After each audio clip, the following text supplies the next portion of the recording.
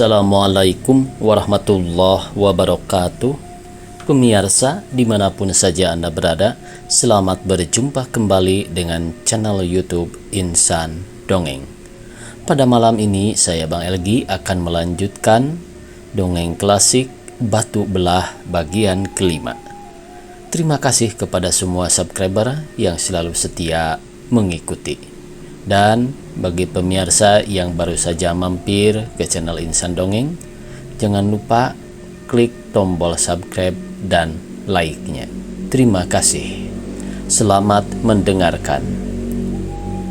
Tuhan tidak akan menurunkan sesuatu kalau kita tidak berbuat sesuatu. Ayahanda, Tuhan akan menurunkan nikmatnya apabila kita berusaha ke arah memperoleh nikmat itu. Dan ia akan mendekatkan laknatnya kalau usaha ke arah penghindaran laknat itu tak ada. Dan tukang tenung itu juga sidang ini adalah orang-orang yang bekerja seenaknya saja. Sekali lagi kami minta maaf anakku, kalau engkau tahu katakanlah kepada sidang ini. Sang putri merunduk, di wajahnya tampak bertengger keharuan mengusap kegarangannya tadi. Mata hadirin meneliti keharuan itu, pelan-pelan diangkatnya mukanya kembali memandang raja, kemudian kepada Prameswari, ibundanya. Dia bukan memesan ayam putih, ayahanda. Apapun yang diharapkannya, kerajaan akan memenuhinya, sayang. Aku berjanji. Katakanlah, katanya berulang-ulang. Tak tahukah ayahanda bahwa ia meminta? Suaranya tertekan serak. Raja dan semua keheran-heranan. Ia meminta diriku. Ayam putih itu adalah hamba sendiri. Engkau gila, ibundanya menyambar seperti kilat. Itu mustahil, sambungnya. Itu tidak mustahil. Pasti sudah dan tak perlu ditawar lagi. Apakah engkau sedang bermimpi? Terus mata. Ibunya menyahut galak sambil menyebut nama anaknya. Aku tidak bermimpi sekarang, tapi yang akan terjadi ini telah kumimpikan beberapa malam yang lalu. Oh, anakku sedang bermimpi dalam jaganya. Jengkel ayahnya. Sidang ini tidakkah merasa bermimpi mendapat ikan semacam itu? Iya, tapi apakah engkau sendiri rela? Terus mata. Tapi ayahanda sudah merelakannya dan aku memahaminya. Kau sakit rupanya, terus mata. Sakit? Aku amat sehat, ibunda. Sidang ini yang sakit dan akan menyakiti rakyatnya. Betapa naif tuduhanmu, terus mata. Ayahnya menjadi agak marah. Tuduhanmu tidak berdasar. Ayahanda telah membedah ikan kirimannya dengan gegabah, telah memakannya. Itulah dasarnya. Ayahanda malah merasa mendapat kehormatan. Raja merasa kena tikam tentang hulu hatinya. Mukanya menatap lantai, tapi anaknya kembali tenang meneruskan. Sekarang semua sudah terjadi, semua sudah harus berjalan, dan tak ada yang mustahil bila sudah terjadi. Sudut matanya mencopet muka ibunya. Tapi ayahanda seperti melembuti. Aku tidak menyalahkan ayahanda dan siapapun. Semua ini mungkin memang sudah harus terjadi pada diriku, pada ayah bunda, pada kita, dan pada bumi ini. Ledakan tangis ibunya tak tertahankan lagi. Sang putri tampak mendekati ibunya. Keduanya berlangkulan. Sidang tamat terharu biru. Tidaklah ada jalan lain untuk ini, terus mata. Pelukan mereka merenggang. Ada bunda. Apa anakku? Bersemangat seperti hendak merangkul kembali, tapi terus mata undur selangkah. Jalan lain ialah kita semua menerima bencana. Ibunya kembali undur sendirinya dan terperosok ke sudut hatinya. Dan sekarang ku minta dengan hormat ayahanda. Raja menatapnya kuyuk. Angkat palu dan ketokan ke meja. Suaranya bergetar dalam nada memerintah. Raja terpaku. Angkat. Raja mengangkat di luar kehendaknya, dan ketokan palu jatuh. Sendirinya lamban sidang sunyi senyap. Terus mata tertunduk dan meneteskan kesedihan melalui sepasang matanya. Isakan ibunya mengisi kesenyapan. Sidang bubar tak teratur. Dalam beberapa hari kerajaan telah menyiapkan bekal keberangkatan termasuk kuda, kerbau, ayam, itik, dan tek-tek bengeknya. Setelah sampai pada hari yang dinujumkan, Putri Terus Mata pun berangkatlah menuju negeri baru bersama pengiringnya. Air mata kerajaan terutama ayah dan bunda tercurah di pelabuhan.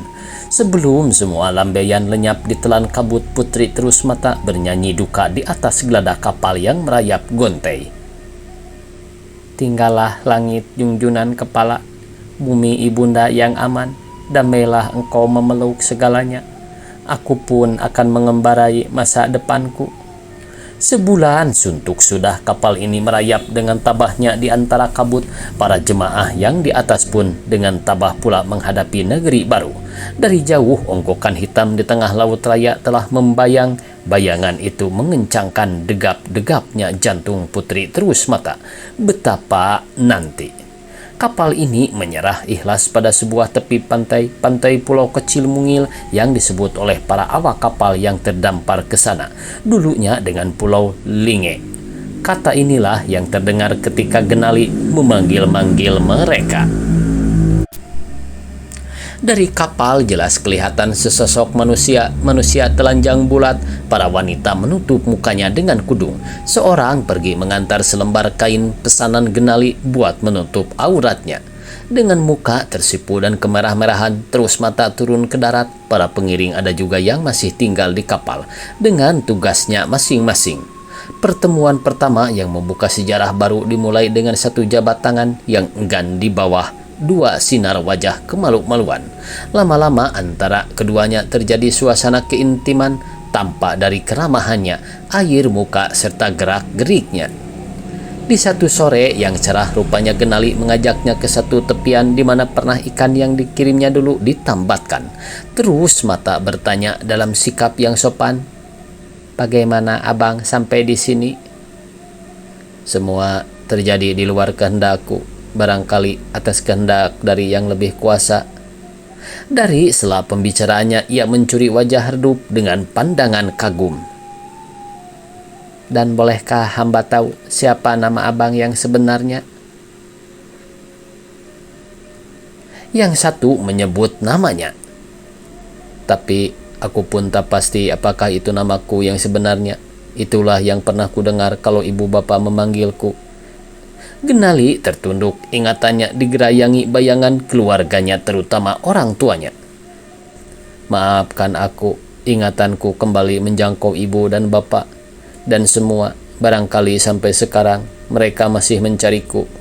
Mungkin mereka sudah amat tua karena selalu memikirkanku, dan hatinya tetap menangis. Kalau mereka akan ziarah, mereka pun tak tahu kemana." Terus Mata menyeka mata. Rasa harunya rupanya tak terbendung. Ia terisak-isak hancur. "Aku terpaksa bercerita kepadamu karena kita sudah bicara tentang itu," sambung Genali kepada Terus Mata. "Tapi kalau Tuhan menghendaki, tentu bisa kita bertemu kembali."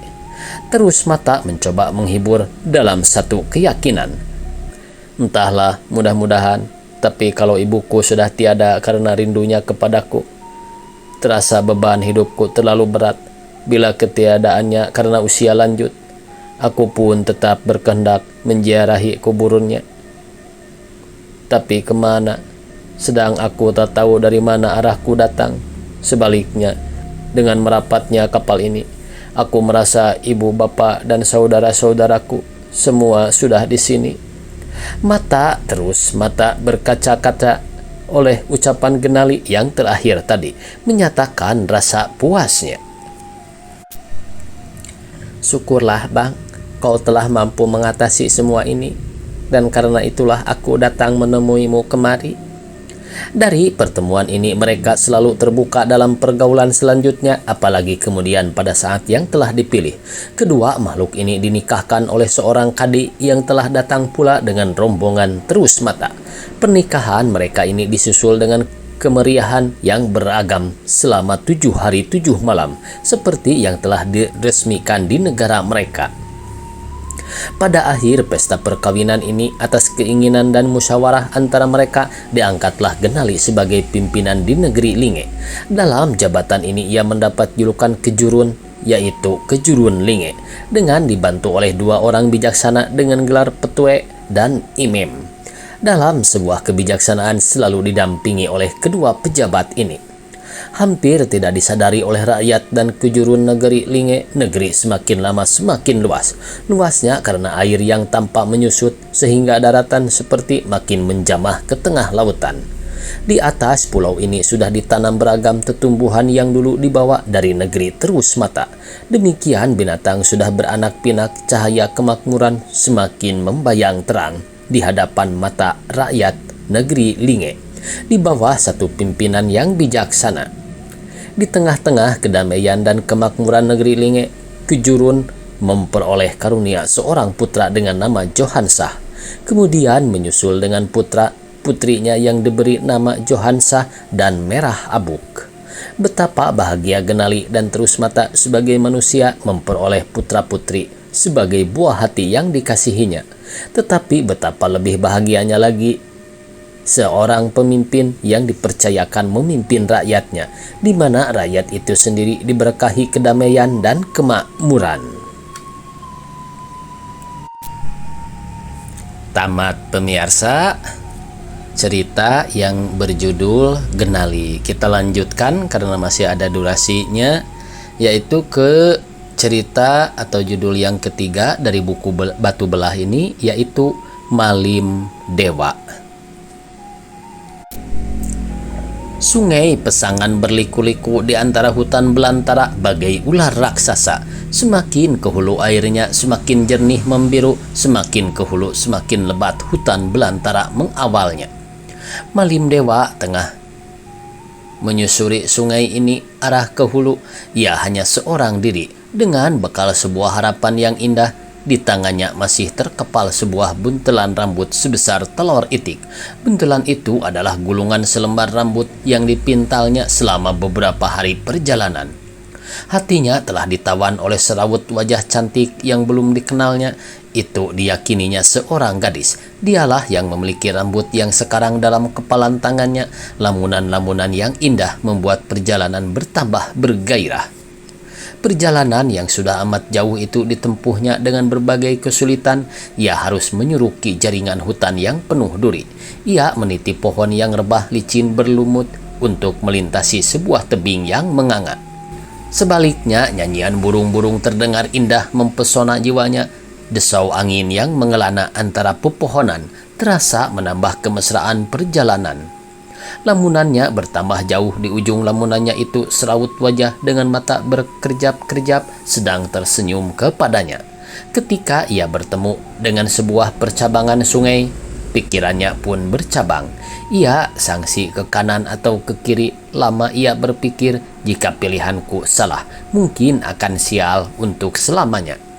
Pikirannya penat, ia duduk merasakan kepenatannya itu. Tiba-tiba ia teringat bagaimana caranya mencari sesuatu yang hilang.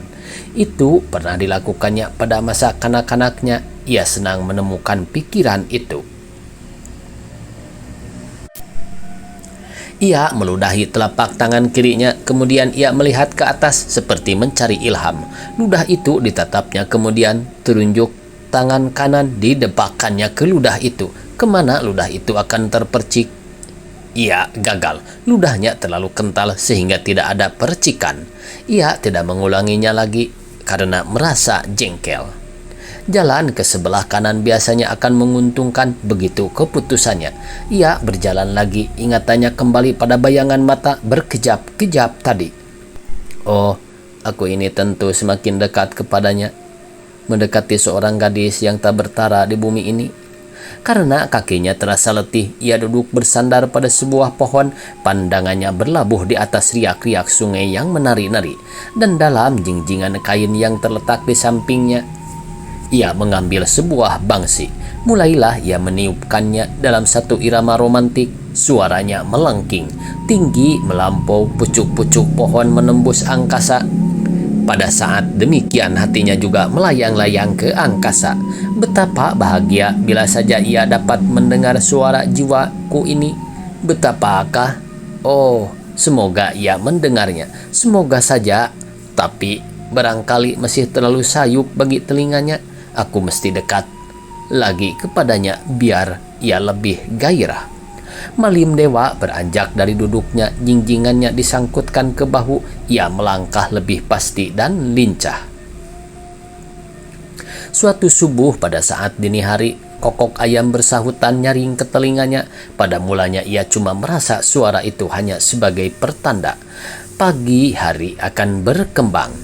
Dengan menggosok-gosok mata ia bangkit, telinganya terpasang, mukanya mencongkak, hatinya bergejolak riang. Ini pertanda sebuah kampung sudah dekat dari sini. Kokok ayam yang bertalu-talu di perut kesunyian ini dirasakannya bagai panggilan-panggilan gairah terhadapnya. Suara itu telah menyapu segala kantuknya. Kegairahan dan kegelisahan berganti-ganti menindihnya. Sementara itu fajar pagi telah mengintai dari sebalik bukit di sebelah timur. Fajar itu bagai mata sunyi menatap orang yang sedang ditindih rasa gairah dan gelisah ini. Malim Dewa berjalan pelan-pelan, matanya pandang memandang dengan fajar yang menari-nari di antara dedaunan. Hutan itu berangsur senggang dirasanya, tidak lagi selebat yang biasa dilaluinya selama ini. Warna subuh pun berangsur-angsur menerangi bumi. Burung-burung terdengar ribut seperti bersiap-siap mencari nafkahnya masing-masing. Malim Dewa mengamati dunia sekelilingnya. Ia ingin tahu di mana kampung asal kokok ayam tadi. Pertanda yang meyakinkan belum ada di matanya. Di arah selatan bukit memanjang mendindingi pemandangan. Jauh di arah timur bukit melingkar samar. Hari sangat dinginnya, angin pegunungan yang halus menusuk-nusuk hingga ke tulang. Pada langkah-langkah yang kaku, tiba-tiba Malim Dewa mendengar kikih-kikih di kejauhan. Dengan hati-hati suara itu dijamahinya dengan telinganya, suara orang-orang tertawa. Suara orang-orang perempuan. Walau suara itu masih terdengar jauh, langkah-langkah Malim Dewa tampak seperti langkah kucing sedang mengintai tikus. Suara itu semakin pasti suara perempuan. Jantungnya berdenyut kencang, sedang napasnya terulur pelan-pelan seperti napas orang yang sedang ketakutan. Ia seolah takut kalau desah napasnya akan terdengar oleh orang-orang terkekeh-kekeh itu. Dan balik rumpun semak di mana ia menyelinap, Malim Dewa menyaksikan sebuah panorama. Ada satu bagian sungai yang lebar. Airnya mengalir tenang. Di tengah-tengah terbaring sebuah batu berbentuk apam. Batu apam ini besar sekali, mencuat di atas permukaan air. Malim Dewa beku terpesona menyaksikan 7 tubuh emas yang mulus. Tanpa selembar benang pun menyangkut di tubuhnya. Mereka sedang mandi. Dengan sendak gurau kekanak-kanakan, yang satu mencipratkan air ke muka yang lain menarik kaki seorang yang tengah tergolek di atas batu, sehingga meluncur ke dalam air. Bersama luncurannya ini ia menjerit dengan suara manja. Di antaranya ada yang sedang berlangir di atas batu, menggerai-geraikan rambutnya yang ujungnya hanyut dimainkan arus sungai. Melihat rambut yang panjang mengurai ini, Malim Dewa teringat pada buntelan rambut yang tersimpan dalam bungkusannya. Ia mengambil buntelan itu dan menatapnya. Tiada lain, inilah orang yang memiliki rambut ini. Ia menelan air liurnya, dada remajanya tambah kencang, napasnya sesak dikuasai perasaannya.